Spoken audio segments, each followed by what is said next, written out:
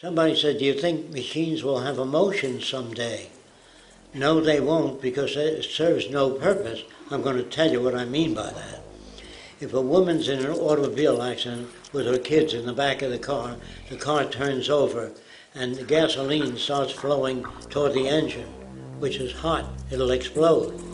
If she says, oh my God, my kids are trapped in the car, and there's kind of fire is breaking out, I hope somebody comes to help. If she picks up wood, smashes a window, take the kids out, that's emotions converted to action. We're not too interested in emotions, we're interested in what you do with it.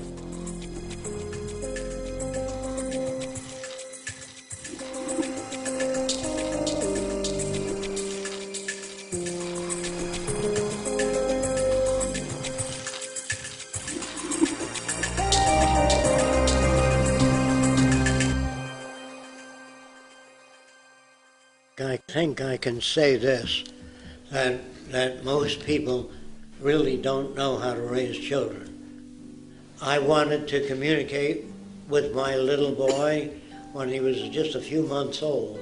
Now that's a time when you can't communicate with the language. But he was in a crib, and I put a ball painted yellow at one end of the crib, a real ball. And the kid saw it, it was stuck out, and he grabbed it. When he grabbed it, lights went on in a circle above the crib. So he let go. He was so amused by it, he let go, then he saw, of course it stopped. He didn't know why it stopped. But after he grabbed the ball 6 times, he knew that ball made the lights go on. Once that was established, I put a different color ball at the other end of the crib. And he crawled over before he can speak and grabbed that ball right away. But no lights went on the ceiling. He looked up, but on the wall, lights went up and down this way, see? So he knew that controlled the ceiling lights, this one controlled the wall lights. By the time he was 3 or 4 months old, he had 6 panels of lights. When he wet his pants, he'd squeeze one, Mom would come in and change the diapers. So, in other words, you children really want to know how the world works. The kids want to know everything, and we give them Jacque and the Beanstalk and the Mickey Mouse Club. Kids really ready to learn how the body works. They want to know how the heart pumps blood through. Parents don't know those things. So when you say, should we educate our own children? You can't, unless you're educated yourself.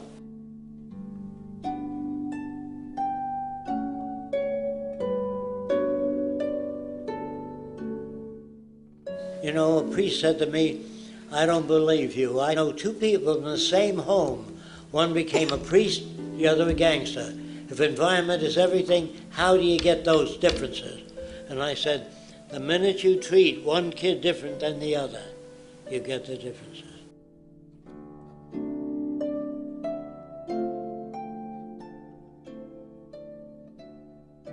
You give kids Cinderella, artificiality, and you tell them to be honest. You always tell children to be honest. When they say, where do babies come from? The stork brings the baby.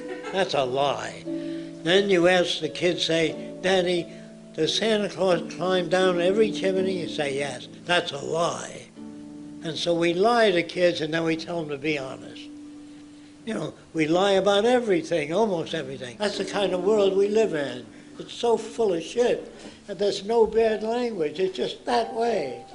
So if you really want a better world, you have to know what makes criminals, what makes artists, what makes great painters. Environment makes a gangster or a priest. I went to a group of psychologists and said, do you believe there is such a thing as human nature? They said, yes, one is jealousy. I said, give me an idea of what you mean by jealousy. I always do that to try to understand the other person. He said, when I reach for my cat and put it on my lap, my dog growls. That's what I mean by jealousy.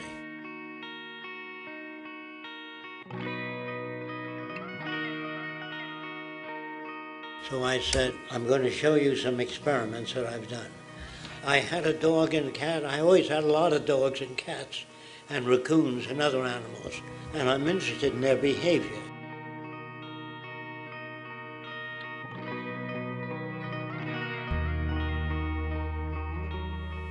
I gave the dog fresh liver, a little bit, and then picked up the cat. Fresh liver, a little bit, and then picked up the cat. Gave the dog fresh liver and picked up the cat. I did that 20 times. And when I reached for the cat, the dog's tail would wag. So if it were inborn, he would still growl. You know what I mean? If it was conditioned, he wouldn't wag his tail when I picked up the cat.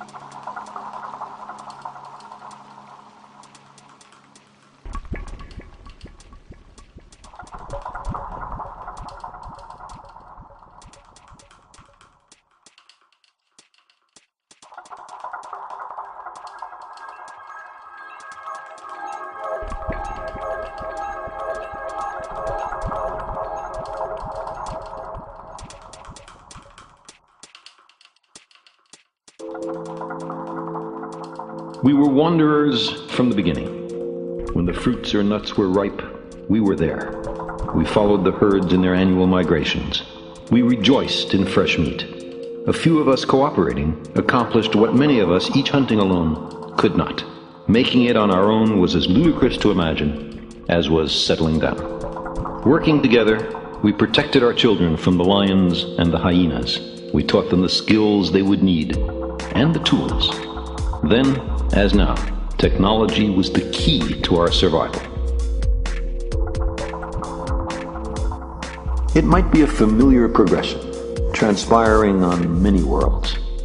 A planet newly formed placidly revolves around its star. Life slowly forms. A kaleidoscopic procession of creatures evolves. Intelligence emerges, which, at least up to a point, confers enormous survival value. And then, technology is invented. It dawns on them that there are such things as laws of nature, that these laws can be revealed by experiment, and that knowledge of these laws can be made both to save and to take lives, both on unprecedented scales. Science, they recognize, grants immense powers. In a flash, they create world-altering contrivances. Some planetary civilizations see their way through, place limits on what may and what must not be done, and safely pass through the time of perils.